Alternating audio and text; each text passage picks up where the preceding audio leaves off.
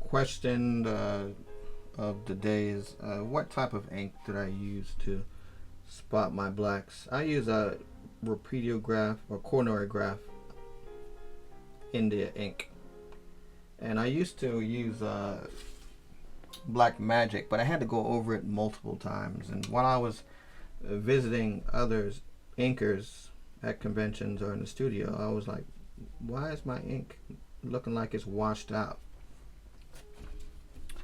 Um, why does it look washed out? And it was trying to teach me all these cool tricks. Hey, put the ink under, in the window for a couple of days, and it'll thicken up. Or you can mix it with this, and you can mix it with that. You can put it in a pill bottle or a jar in the sun on the table for a couple of days. And you know what? I did all that stuff. Honestly, I did. And it shrank the ink down, and I was losing more money that way. So, yeah, I met an inker that was showing me, hey, just use the Coronarograph ink or the Rapidograph ink. And I started using that, and all my inks, blacks, became silky and black. So, definitely kudos to that inker in time.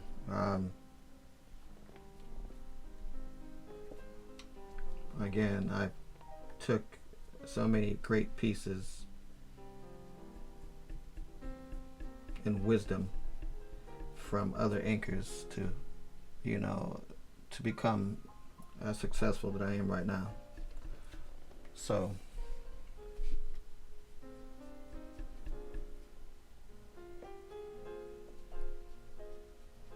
take your tips from other people, especially other inkers or other artists, and use them for yourself, like I have, and it will benefit you in the future a great deal.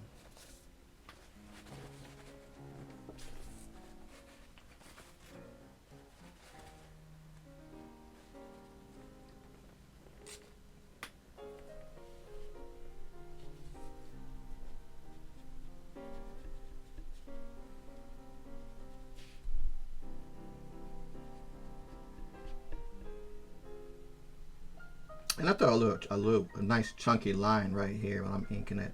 I definitely want to keep that line intact.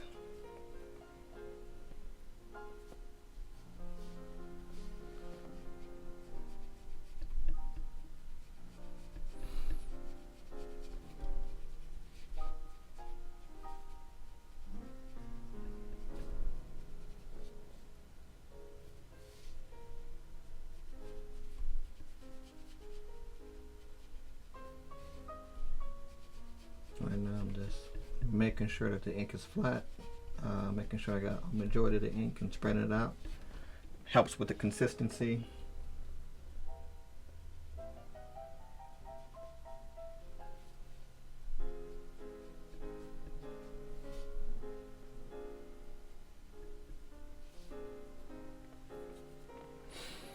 When I first saw this picture, I was like, "Oh man, Brett Booth put his arm in that. That cake came out amazing for this. I think a personal project of his called Lifeless. But I did enjoy seeing this cover.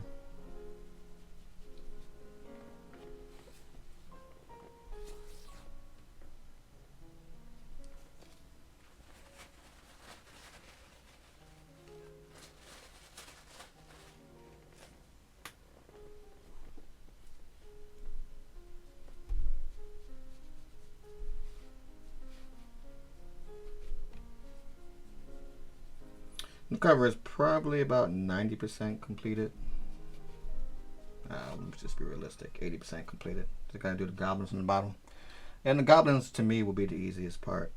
I feel like I've knocked out all the leg work as far as the detail with the character.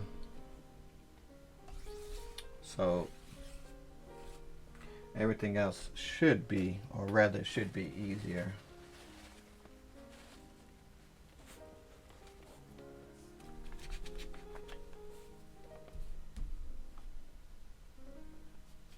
And just like inking, I bounce around to allow the ink to dry.